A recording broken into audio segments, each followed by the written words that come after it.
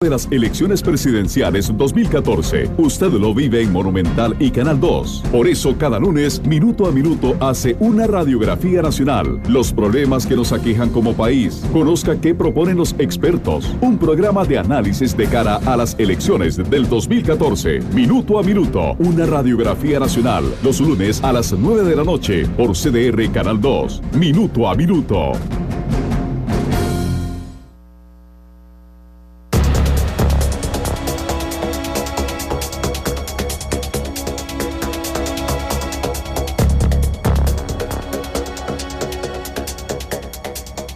Son las 2:32 de la tarde. ¿Qué tal? Muy buenas tardes. Bienvenidos a Minuto, nuestro programa de análisis y entrevistas. Hoy lunes en su modalidad de radiografía nacional, que lo que busca es ir en profundidad a detectar primero un balance de situación de cómo está un tema en particular, luego ingresar a los retos del próximo presidente de la República a partir del 8 de mayo del año entrantes y en última instancia generarle una serie de recomendaciones a esa persona que ocupe la silla presidencial. Hoy hablaremos del tema de seguridad. Nos acompaña quien ya desde hace muchos años es analista de Noticia Monumental en temas de seguridad, don Álvaro Ramos, y nuestro analista penal desde hace muchísimos años también, don Ewald Acuña. Sin embargo, en esta modalidad de Minuto a Minuto vamos a escuchar primero un reportaje que preparó nuestra compañera Febe Cruz, haciendo un estado de situación de lo que ocurre en seguridad, que si bien es cierto es uno de los puntos altos de este gobierno en esta administración. Escuchemos el reportaje de Febe Cruz y regresamos con Minuto a Minuto.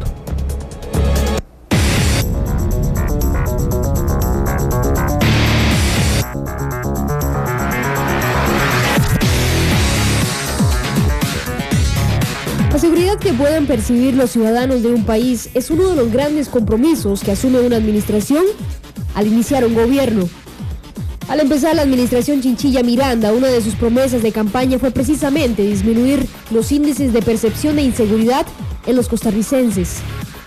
Esa fue una de sus propuestas de campaña durante el año 2009. Hacer por lo menos tres cosas. En primer término, entrarle muy fuerte a identificar de nuevo por qué no hemos sido capaces de hacer que la policía llene las plazas que en este momento existen en el ministerio. Si ya tan solo lográramos que esas 10,000 verdaderamente estén llenas, es un gran paso. Esto sin lugar a dudas va a requerir un compromiso más allá de lo que se ha hecho para mejorar las condiciones laborales y salariales de la policía. En segundo término, la policía necesita estar a donde la gente la necesita. La policía tiene que estar a donde la gente la necesita. 3 años después de su propuesta, la percepción de inseguridad disminuyó en los costarricenses. El ranking de seguridad de América Latina ubica a Costa Rica como el país más seguro de la región, escoltado por Chile y Uruguay. Sin embargo, ante este panorama, el Departamento de Investigaciones Criminales del Organismo de Investigación Judicial determinó que durante el 2013 la incidencia delictiva aumentó en los distritos josefinos de Zapote, La Uruca y Catedral, de los principales, por lo menos aquí en la capital. En Zapote, el número de delitos creció de 175 casos reportados durante los primeros 7 meses de 2012 a 225 en este año, significando un incremento de un 46%. Por su parte, La Uruca en el mismo periodo de 2012 registró 261 casos delictivos y a la fecha reporta 318, es decir, un aumento de 21%. En el distrito Catedral se pasó de registrar 590 delitos a 709 en un año, con un incremento del 20%. El principal descenso en incidencia delictiva se reflejó en Calle Blancos, donde las cifras demuestran una disminución del 16%, y en Atillo con 8%.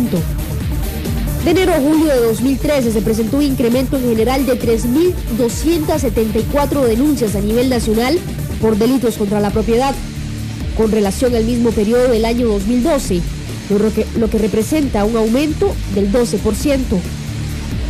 Además, los asaltos aumentaron en 20% durante la primera mitad del año. Otro de los delitos que tuvo un incremento significativo fue el de hurto a personas, que en el mismo periodo de estudio aumentó en 37%, pasando de 1.291 reportes en el 2012 a 1.770 en este año. Las autoridades policiales han señalado que este tipo de incremento es habitual durante esta época del año. No obstante, confían en que al final las cifras volverán a ser positivas en temas de seguridad.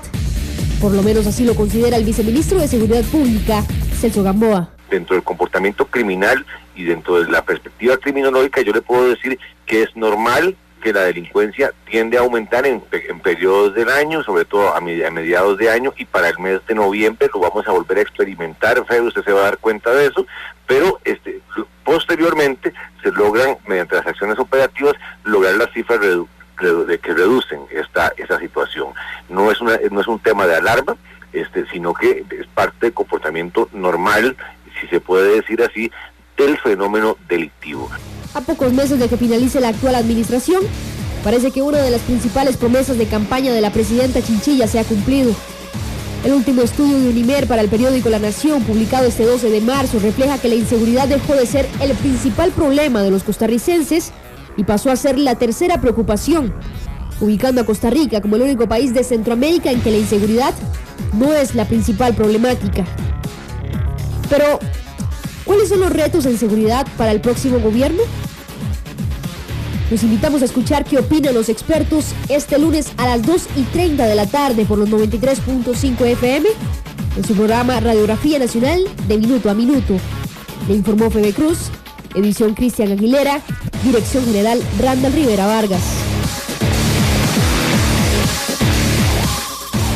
Minuto a minuto, más allá de la noticia, por Radio Monumental. Son las 2:38. Escuchábamos así el reportaje de nuestra compañera Febe Cruz, donde ella admitía, y yo lo creo además, que ha sido uno de los puntos altos de esta administración el tema de seguridad y el hecho de que, y lo decía Febe en el reportaje también, que el principal problema en las encuestas, cuando uno le pregunta a los costarricenses, dejó de ser ya la inseguridad en nuestro país. Empezamos con don Ewald Acuña, nuestro analista judicial. También está don Álvaro Ramos, analista en seguridad. Don Ewald, ¿qué le parece el estado de situación hoy del tema de la seguridad en Costa Rica? Buenas tardes, Randall, don Álvaro y a los oyentes. En efecto, es innegable que el tema de seguridad ciudadana ha sido un éxito, y lo pongo entre comillas, no para demeritar, pero no en las proporciones que todos quisiéramos, pero ha sido un logro meritorio reducir los índices de criminalidad y la percepción que tiene el ciudadano sobre la delincuencia en nuestro medio. Creo que eso se debe básicamente a un cambio de la forma de trabajo de la policía. Ha entendido que la policía administrativa tiene una función preventiva, no se trataba de acudir después de que ocurrieran los hechos, y ha coordinado sus labores con el OIJ y han generado inclusive patrones estadísticos que les permite mejorar la forma de trabajo. Y esa labor preventiva ha tenido estos frutos que son notables, salvo en áreas en el centro urbano, donde poco a poco se ha ido incrementando nuevamente los índices de criminalidad, pero por el tipo de población que están llegando a estos centros, de lo que podemos hablar después. Don Álvaro, buenas tardes. Buenas tardes, don Randall, buenas tardes, don Ewald, y a todos los que nos escuchan. Efectivamente, a lo largo de mi experiencia en este tema, es la primera vez que noto que una oferta de campaña se ha podido cumplir en forma profesional y en forma metódica. Sí notamos bajas en las estadísticas de la criminalidad importantes. Me gustaría resaltar tal vez la más relevante, a la que todas las personas interesadas en este tema siempre le ponemos atención como la más preocupante, que es la de homicidios. Las últimas que tenemos, digamos, que obedecen a criterios técnicos de OIJ y de la misma inteligencia policial del Ministerio de Seguridad Pública, indican que estamos bajo el número mágico que para todos los expertos internacionales y particularmente para la Organización Mundial de la Salud es 10 o menos homicidios sobre 100.000 habitantes, sobre la tasa técnica de análisis de 100.000 habitantes. Esto quiere decir que mientras usted esté bajo esa tasa de homicidios, la Organización Mundial de la Salud considera que el país está, digamos, en límites aceptables. Ningún homicidio, ni uno, es aceptable, pero ese es el punto. Después de 10, tendemos el problema a crear condiciones de epidemia, según la Organización Mundial de la Salud, y efectivamente es preocupante porque se van disparando los índices. Para comparar, si nosotros estamos en un índice, la última vez que lo vi, 8.7, que es bastante aceptable, estuvimos arriba, estuvimos en 11.3, 11 punto algo. Alguna gente me ha dicho que en algunos picos y en algunas áreas del país obviamente estamos más altos, como el caso de Limón. Indica que se hizo un trabajo serio, preventivo y también la parte técnica del OIJ, que logró desarticular a las bandas, en el caso de la provincia de Limón, en algún momento determinado, en el caso de Cariari, Guásimo, se logró golpear a esas bandas que estaban ordenando homicidios y por supuesto se bajó mucho el tema. Este es el primer elemento. Hay otros elementos también que han sido sustancialmente logrados, como el caso de todos los crímenes y delitos relacionados con vehículos, desde carros, automóviles, motos y hasta bicicletas. Aquí también tenemos una reducción interesante. Esta reducción no solo se ha dado en Costa Rica, en Centroamérica entera. Me parece que la tecnología aunada al trabajo policial ha bajado los índices. Se ha logrado por varios motivos. En primer lugar, creo que la presidenta lo puso como un tema prioritario de campaña, era lo que pedía el electorado, y ella le puso todo el énfasis de seriedad al gobierno en este tema. Creo que el equipo de trabajo que tiene el Ministerio de Seguridad Pública, don Mario, don Celso y los oficiales profesionales, efectivamente han tomado como los aspectos tecnológicos de determinar las áreas calientes, los horizontes de tiempo en que se generan los fenómenos delictivos, y han puesto énfasis en poner los escasos activos policiales que tenemos, vehículos, personal, comunicaciones, en aquellos puntos más sensibles, y se ha logrado definitivamente una prevención que es mucho más valiosa la prevención que la represión. Y en el caso de la represión que corresponde al Poder Judicial, la represión técnica, jurídica, creo que un elemento que no podemos obviar en esta reducción es los tribunales de flagrancia, que han creado una condición de que se actúa con una justicia más rápida, más cumplida, el que agarran con las manos en la masa, y se genera una salida de las áreas calientes, cercanías a los hospitales, lugares como las grandes paradas de buses, etcétera, en los que elementos que estaban atosigando a la población ahí son sacados de circulación de una forma muchísimo más expedita que antes.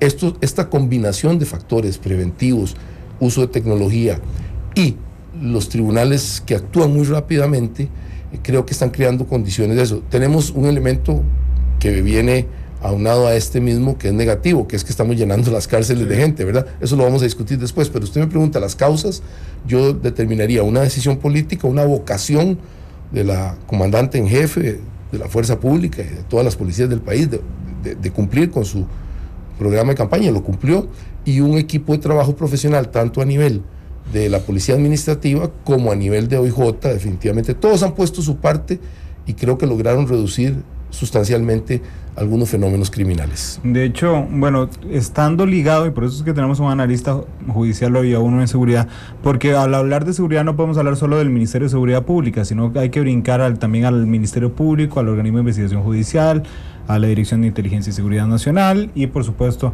que a los tribunales de justicia.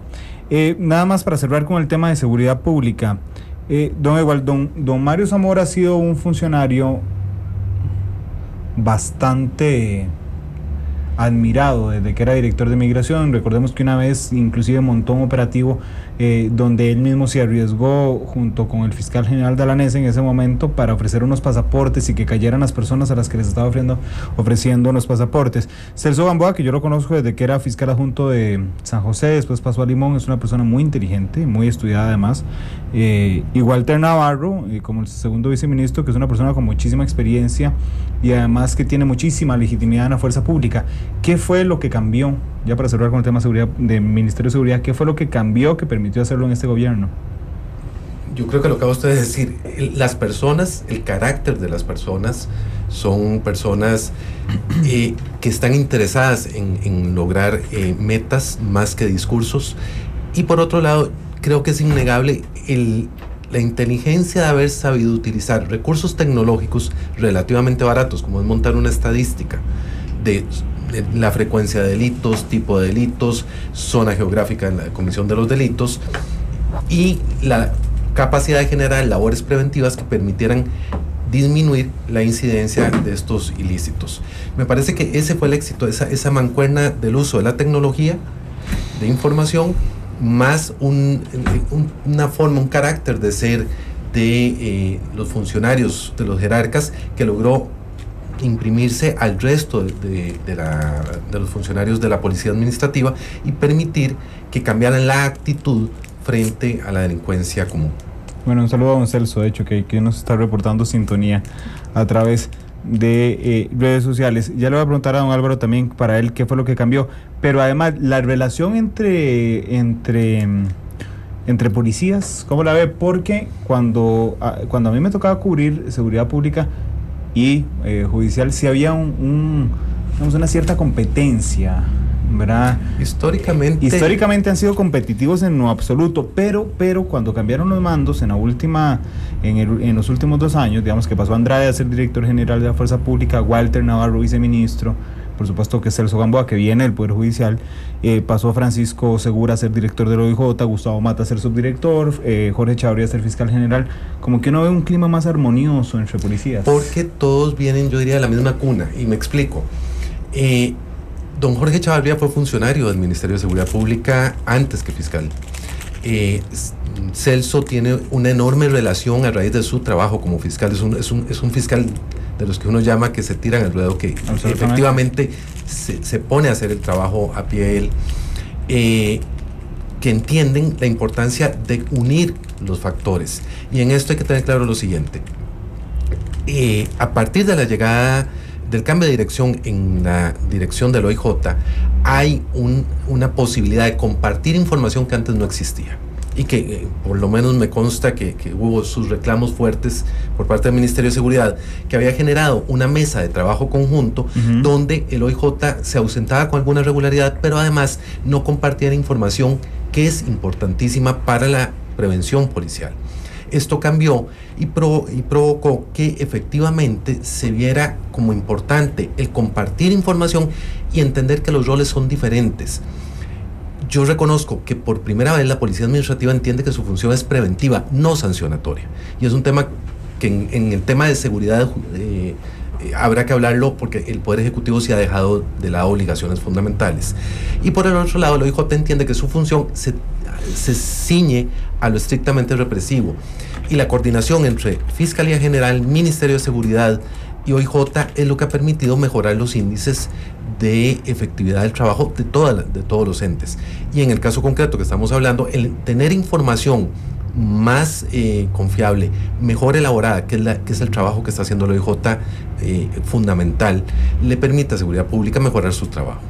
Don Álvaro. Sí, yo diría que otro elemento esencial que podíamos rescatar de lo que la señora presidenta, en su condición de candidata que usted puso al puro inicio de este programa, resaltó como el primer elemento importante que ella quería cumplir en caso de llegar a la presidencia de la República, era que la membresía de la fuerza pública fuera lo más completa posible, el mayor número. Y eso también es un elemento que se ha cumplido con gran esfuerzo del Ministerio de Seguridad Pública. Y en el día de hoy, por ejemplo, podemos decir que en la mañana hoy hubo una cantidad muy grande de oficiales de lo que se llaman los básicos nuevos, que creo que se aproxima a más de 600, lo cual entran directamente a la fuerza de prevención. Son muchachos y muchachas que entran con gran vigor y con gran entusiasmo. Eso ha venido sucediendo en forma metódica y profesional. Ese elemento es un elemento importante. Se han ido completando las cuotas. Cuesta mucho porque hay mucha gente que sale, se va para la empresa privada, pero este gobierno ha hecho ese esfuerzo verdadero de completar los números para tener el número necesario. Siempre será un número magro, nunca será un número exagerado como Costa Rica. Ya trabajamos siempre con cosas y números, digamos, muy regularizados, pero en el caso de la fuerza pública sí he notado un aumento sustancial, y a estos muchachos también se les pone a trabajar a la par de los más digamos, experimentados, etcétera. Esto ha tenido un impacto. Sobre todo este impacto lo hemos notado en el centro de San José y en las áreas circunvecinas, en el cono urbanas de San José y en el área de Limón. Hemos logrado impactar ahí, el gobierno ha logrado impactar los elementos, digamos, más álgidos del problema criminal a través del uso de grupos enteros de policías que entran nuevos, que no están corruptos, maleados, que no están maleados, que no tienen nada, y entran de una vez directo con una misión. Ha sido un elemento que uno nota en las estadísticas, que baja cada vez que entra un gran grupo de estos, uno nota la baja. El siguiente elemento que también hay que resaltar, que fue una cosa que el gobierno consiguió es que el gobierno de China nos donó una gran cantidad de parque móvil, en el caso concreto patrullas, que permitieron un impulso fuerte. Siempre hay un problema de que las patrullas tienen accidentes, tienen desperfectos, eso es aceptable y ojalá que no los tuviéramos, pero eso es imposible, una función policial 24 horas, 7 días a la semana. Pero el caso es que la entrada en un periodo de tiempo razonable de una gran cantidad de patrullas nos permitió definitivamente una presencia policial preventiva en barrios, pistas, Atillo, por decir nombres aquí importantes que suenan, que hizo que bajara mucho los índices de quebradura de vidrios hacia las mujeres, etcétera, que nos tenía un poquito molestos a toda la ciudadanía. El otro elemento que uno puede resaltar es el elemento de sinergia, una labor fuerte en la captura de los grandes cargamentos de cocaína y de marihuana de alto contenido, como la que viene de Colombia y de Jamaica, para poner dos ejemplos importantes, y la captura de grandes capos que lavaban dinero, tiene un elemento de sinergia sobre el resto de los oficiales que tienen que operar en el campo. Si se están agarrando a los grandes criminales, nos quedamos aquí solo en el campo, no nos estamos metiendo en cuello blanco, que no corresponde a la fuerza pública, sino solo el elemento preventivo de la criminalidad, de las estructuras criminales que todos conocemos. Si el gobierno demuestra una actitud como sí la demuestra, PSD, la OIJ también, el mismo Ministerio Público tiene una actitud muy fuerte en esto, de atacar a las grandes estructuras criminales, y lo hace bien, y agarramos porque fueron las autoridades costarricenses, contrario a lo que todo el mundo puede creer, él quiso caer al más grande, la operación de lavado más grande de la historia. Fue una alerta. Sí, una alerta que dan las autoridades encargadas, no son policiales, sino son técnicos de control bancario y de operaciones bancarias, que lo hicieron ellos, pero al final los que tienen que actuar son los policías, ya sea represivos o preventivos, o ambos. Toda esta sinergia hace que también el oficial que tiene el día a día, las 24 horas, también diga, bueno, si están agarrando lo grande, yo tengo que agarrar al que está corrompiendo a los muchachos en los colegios, en las escuelas, al que está corrompiendo menores, al que está entregando menores en cuestiones sexuales.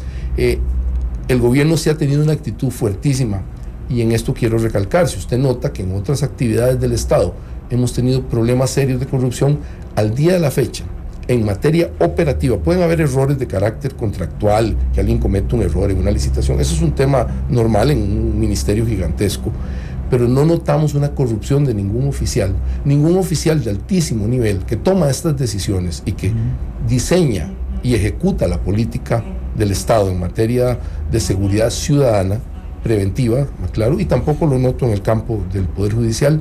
Ninguno de los altos funcionarios ha sido realmente señalado ni como corrupto, ni como miembro de una estructura, ni nada.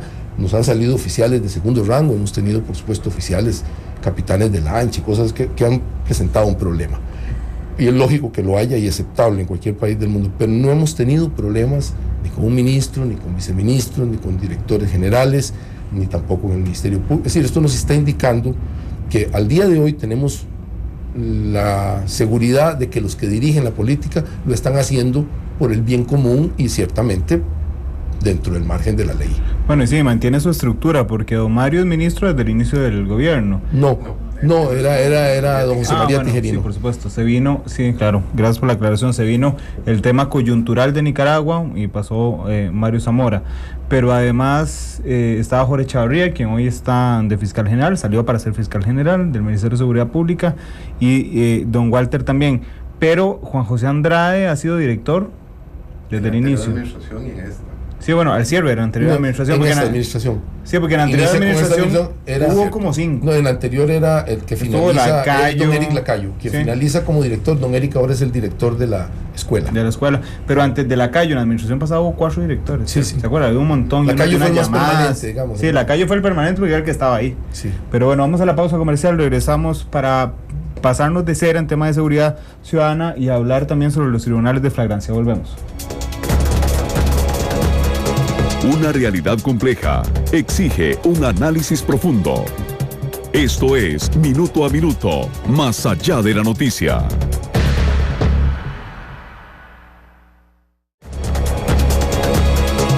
Una realidad compleja exige un análisis profundo. Esto es Minuto a Minuto, más allá de la noticia.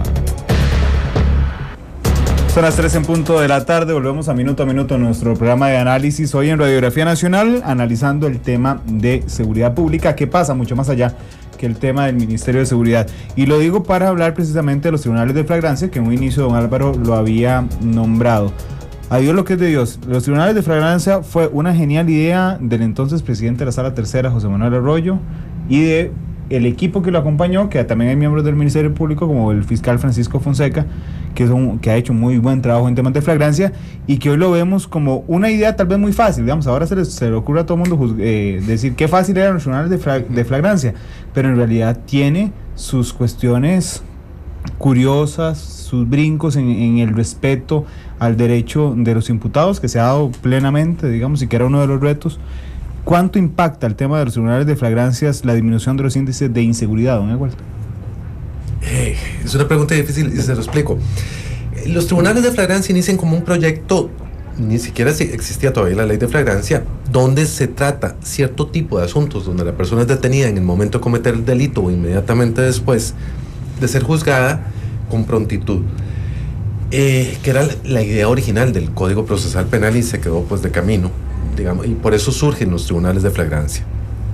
Inclusive antes de los tribunales de flagrancia existió una parte del Ministerio Público que se llamaba Fiscalía de Trámite Rápido, a cargo de don Jorge Chavarri. Lo que se trata es precisamente de acelerar el juzgamiento de cierto tipo de delitos.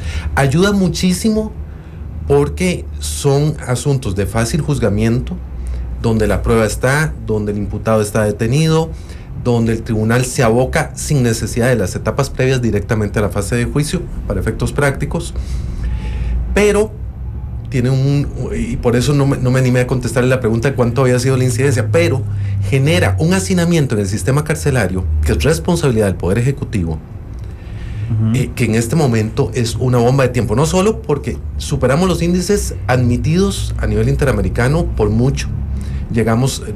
Volvimos hacia los años 70 y 80 que Costa Rica tenía problemas serios en el hacinamiento carcelario, los estamos viendo hoy en día. Nadie le quiere poner atención. Yo me temo, ojalá esté equivocado, que en algún momento un centro penitenciario va a ser una bomba de tiempo con muchísimos muertos alrededor. Como ha pasado muchas veces en América Latina. Y sucede básicamente por un tema de hacinamiento, donde además se crean bandas, donde hay, digamos, estructuras de convivencia social muy violentas, y nosotros no estamos ajenos a eso. Y por el otro lado veo un poder ejecutivo y un poder legislativo que huyen a buscar soluciones alternas a un tema que está ahí latente, que es Costa Rica tiene la particularidad que tiene dos tipos de pena básicamente: la multa y la prisión, y no tenemos penas alternativas, y la prisión se está viendo como que si fuera la solución, y en realidad lo que estamos haciendo es metiendo a la gente en latas de sardina debajo de la alfombra, que nos pueden explotar y provocar una conmoción social muchísimo más grave de la que podamos tener noción. De manera que cuando se ha planteado el tema de penas alternativas, a mí me ha llamado poderosamente la atención que tanto el Poder Ejecutivo como el Poder Legislativo vuelven a ver al Poder Judicial como que si fuera responsabilidad del Poder Judicial opinar siquiera sobre el tema, y el Poder Judicial me parece a mí que, pasándose del límite de su propia autocontención que debe tener, de no invadir competencias de otros poderes, se pone a opinar sobre penas alternativas, que es un tema de política criminal que corresponde exclusivamente al Poder Ejecutivo y al Poder Legislativo. Bueno, de hecho los voy a invitar de una vez, en un mes hagamos un programa solo de cárceles, de este tema, para ver qué hacer, porque es un tema tan amplio que le podemos dar un repaso rápido, sí es cierto, digamos en este instante, pero es un problema tan crudo. A enero había 32,3% de hacinamiento en las cárceles, y que lo que la Sala Constitucional en sus votos había señalado para garantizar los derechos humanos de los reos es 20%.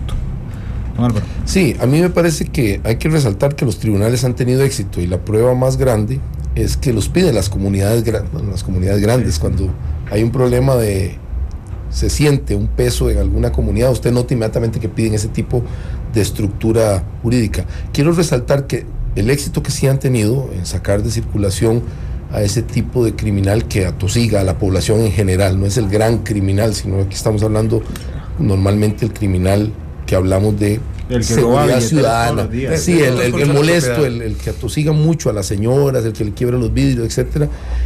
ese éxito está basado claramente en la acción del Ministerio de Seguridad Pública, es decir, quien le da la alimentación para que funcionen los tribunales es básicamente el Ministerio de Seguridad Pública. Así es que si los tribunales están mostrando que son efectivos en reducir, en contener, la palabra primero que uno siempre usa en seguridad como en materia de cuestiones militares es contener. Uno nunca busca atacar el problema de frente. Siempre primero contiene, y cuando usted tiene la capacidad de contener, empieza una reducción metódica de la problemática.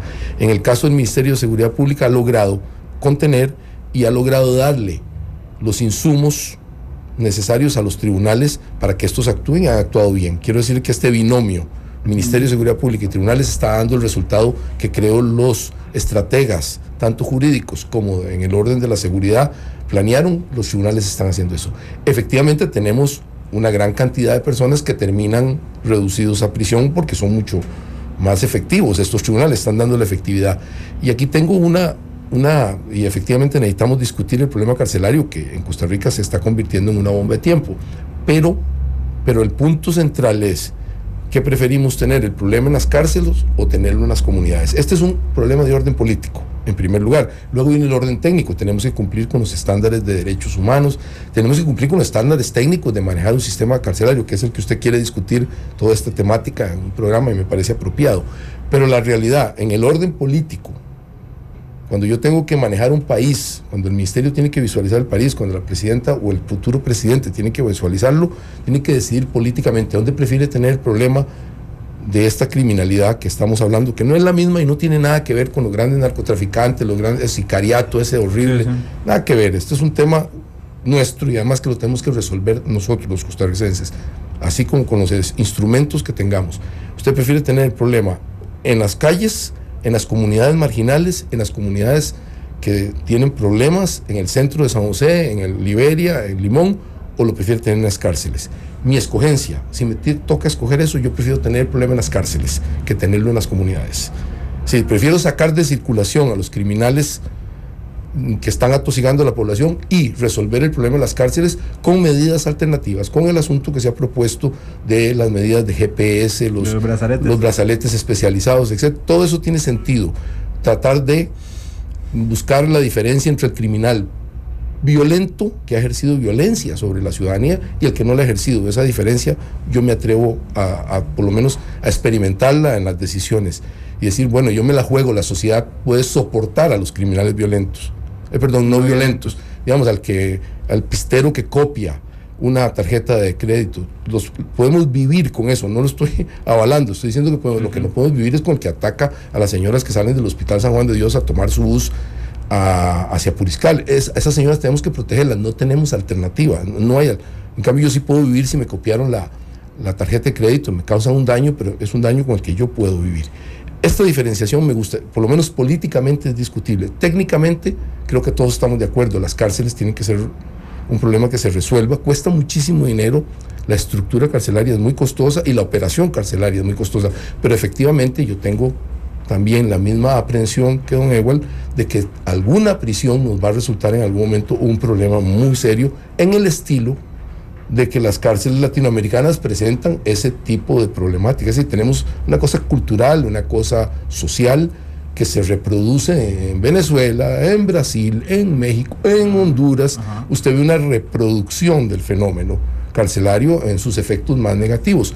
Tenemos que poner atención a esto, sin la menor duda, y además, si queremos tener a personas encarceladas, tenemos que respetar los derechos humanos, y este tema creo que el 99% de los costarricenses van a estar de acuerdo. Sobre todo porque nos hemos hecho a veces un país que exige prisiones casi que para todo. Digamos, ya porque antes pedíamos penas altas, ahora ni siquiera pedimos penas altas para alguien condenado, sino que pedimos medidas cautelares altas para alguien que nos parece muy grave lo que hizo, pero que partimos del hecho casi de que la prisión preventiva es un castigo adelantado, ¿verdad? Pero es que Costa Rica, desgraciadamente, no ha pasado inadvertida lo que es una corriente que se origina minoritariamente en Alemania, porque ha tenido su acogida en alguna área de Latinoamérica, que es el populismo penal. Y es dividamos el mundo en dos: la gente buena y el enemigo de la sociedad. Y el enemigo de la sociedad no merece más que otra cosa que estar en prisión. De hecho, uno de los autores diría yo que el principal autor de este concepto, que es el derecho penal del enemigo, a raíz de los actos terroristas decía, bueno, pues el problema es muy simple, encerrémoslos como perros, que como perros hay que tratarlos. Y ese es el tipo de doctrina que ha estado, de alguna manera suena muy bonito, muy popular, porque cuando a uno le lastiman los bienes, o lastiman a la persona, o lastiman a la gente querida, o lastiman a la sociedad, la reacción es de defensa, pero tenemos que aprender a ser un poco más reflexivos. Y entonces este tema de guardemos a todo el mundo en la cárcel no es necesariamente una solución, porque los tribunales lo que hacen es condenar, establecer la responsabilidad de la persona a consecuencia del acto que realizó la persona. Pero el cumplimiento de la pena es una responsabilidad del Poder Ejecutivo, que ha evadido nuestra administración.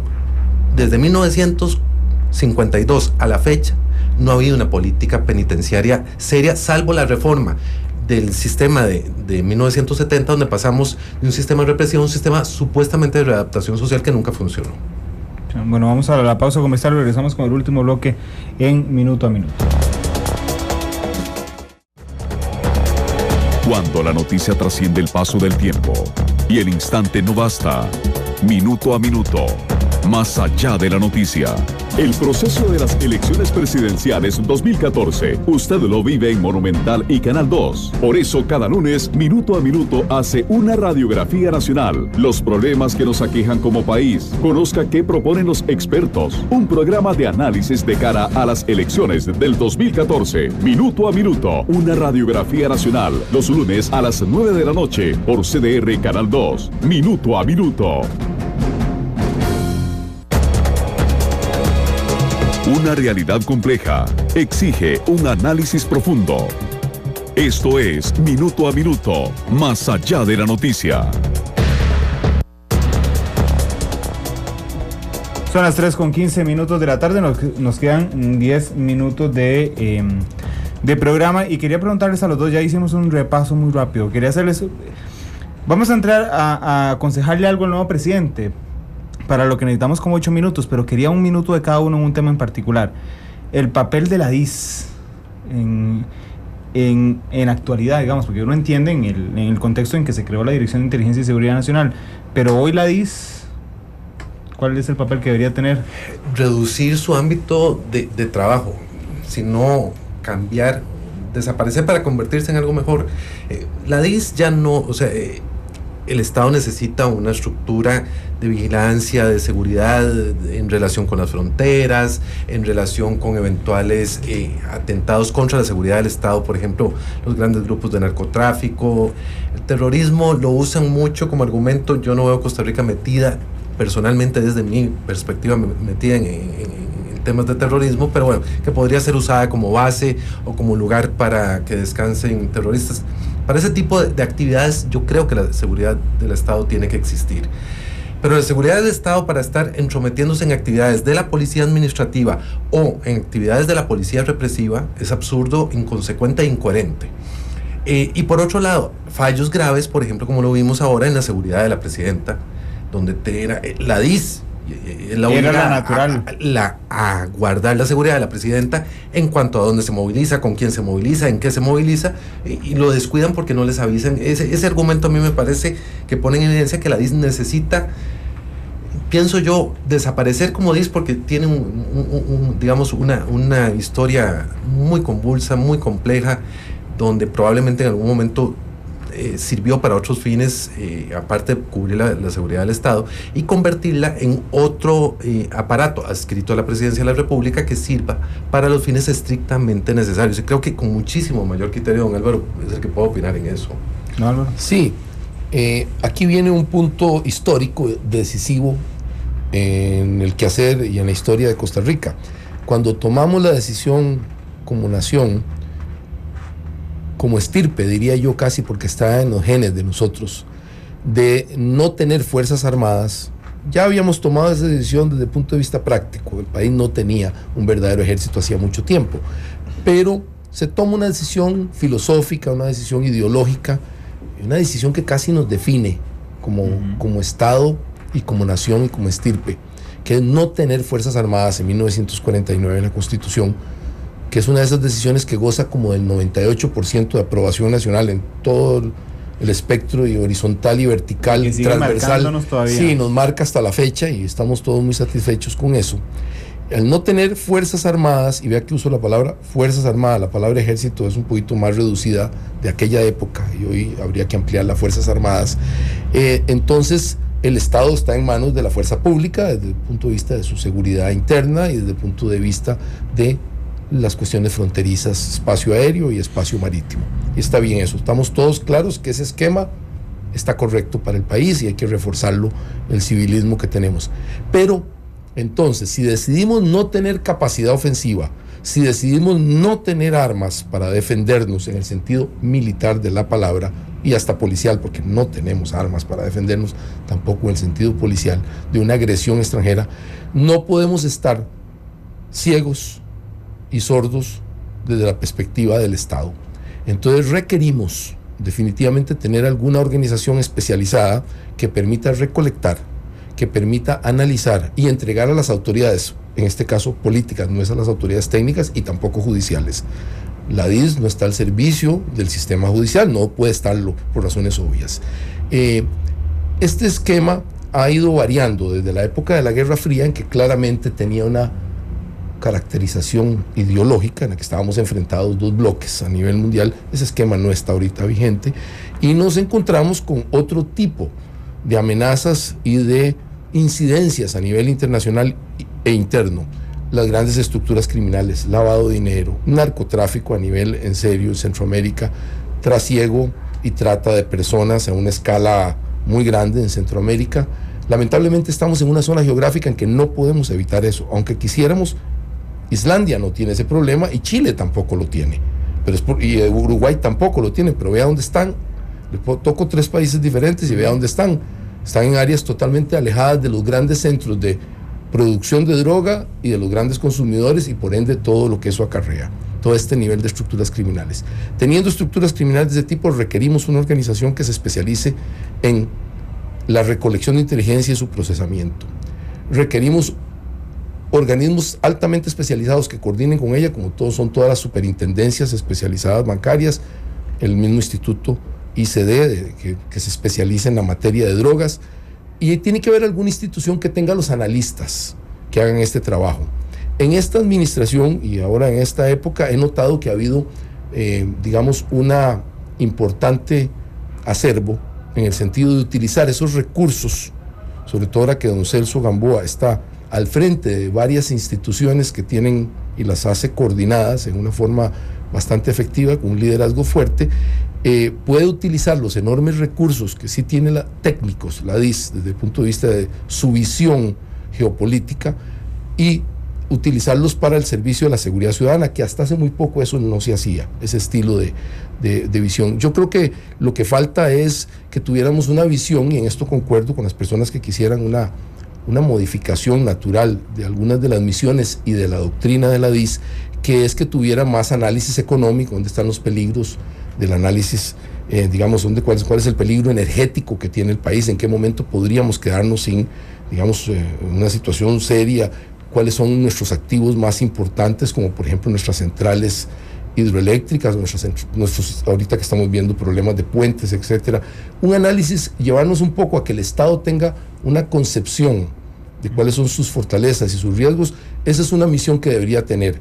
Concuerdo en que no tiene ningún sentido, absolutamente, el estar investigando, digamos, la actividad política, ya sea, por supuesto, de los actores políticos legítimos, que el país casi que acepta cualquiera de los que estén inscritos y de los que quieran inscribirse abiertamente con todas las ideologías. Creo que no tiene ningún sentido eso. Creo que no tiene ningún sentido las cuestiones que tengan que ver con sindicatos o también cámaras patronales que fueran de extrema derecha. Pueden tener esa visión. No puedo dejar de observar que frente a la situación de Nicaragua, que nos fue impuesta por el gobierno de Nicaragua, nosotros sí que de veras no hicimos nada para merecer ese castigo que recibió la administración de un ataque totalmente injustificado, una toma de una parte del territorio, una invasión. La DIS sí tiene una misión ahí que cumplir y sería ilógico que estuviéramos con el estilo policial. Nuestros policías, por dicha, no están entrenados en esa concepción, están entrenados en la protección del ciudadano normal, y sí tiene que haber un organismo viendo el problema de Nicaragua, que es un gobierno absolutamente hostil a Costa Rica. Una y otra vez es hostil el gobierno de Nicaragua. Y luego no podemos dejar de pensar en las situaciones geopolíticas que sí tenemos una relación. Ahorita ya no es, yo concuerdo con don Edward de que la parte del terrorismo no es nuestro tema, creo que no lo será por mucho tiempo, pero claro que todas las corrientes que se mueven desde Sudamérica, en caso de las cuestiones relacionadas con Venezuela, el eje Venezuela-Cuba, es importante que haya una organización que entienda qué está sucediendo respecto de Costa Rica, porque es interesante saber qué se mueve en ese mundo, y ese mundo tiene que tener analistas especializados. Yo lo que concuerdo es que debe ser una organización que no tenga una visión al interno política, pero al externo sí. Tiene que tener la concepción del Estado costarricense, como por ejemplo la concepción de que no queremos un ejército. Si estuviera un grupo organizándose para formar o provocar que tuviéramos un ejército, pregunto a las personas que siempre están en contra de eso, ¿no sería lógico que la DIS con su concepción y su análisis fuera el que nos dé la detección temprana de que hay un grupo de ultraderecha? Voy a poner un ejemplo que quiera que terminemos de alguna manera, va a ser de agente provocador y terminemos de alguna manera creando un Estado militarizado en Costa Rica. La DIS nos debería de servir de primer, no es el único, de primer elemento de alerta, y luego las autoridades judiciales con toda su capacidad natural y sus instrumentos jurídicos que actúen. Pero la DIS está en eso y debe estar, y cualquier país que quiera no tener ejército debe tener alguna organización de alerta temprana, de lo contrario estaría absolutamente a merced de los agentes externos. Y vea que no estoy hablando de los internos, estoy hablando de los externos, y eso no es lógico, desarmar completamente un Estado y una visión política, porque el país tiene una visión política. No, igual, en un minuto, si el nuevo presidente lo llama el 8 de mayo en la tarde, como consejero, y le dice, ¿qué medida tengo que tomar ya hoy en temas de seguridad ciudadana que me ayude a mantener la disminución en los índices de inseguridad? Fortalecer el uso de las tecnologías de la información, aprender a compartir la información que los diferentes organismos tienen, y eso permite una mayor eficiencia de todos, dejar esos celos de que yo tengo mi buchaca de información y no se la presto al otro. Eso porque tenemos un problema de carácter económico donde el país no está en posibilidad de gastar más recursos en seguridad pública, de manera que es una vía útil, eficiente de mejorar, de mantener y mejorar la prevención en la seguridad ciudadana. ¿Mantendría usted los mandos de fuerza pública? Sin duda.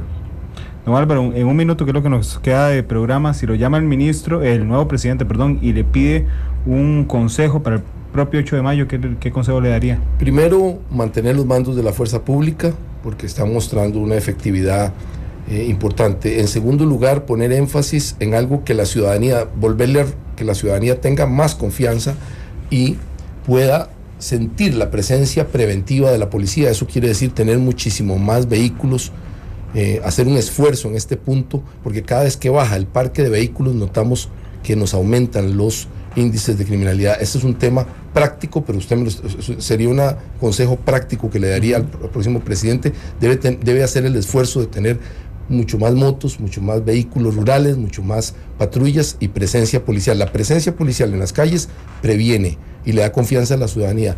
Y luego, definitivamente, apoyar la creación de los tribunales de fragancia, que nos da un resultado que está mostrado como eficaz en la combinación del binomio Ministerio de Seguridad Pública, Poder Judicial. Es la primera vez en muchos años que noto que ese binomio está funcionando armoniosamente. No, Álvaro, muchas gracias a don Edward Acuña, quien nos acompañó analizando el tema de seguridad pública hoy en Radiografía Nacional. Muchas gracias por acompañarnos, los esperamos mañana con otro programa. Feliz tarde. Minuto a minuto, más allá de la noticia, por Radio Monumental.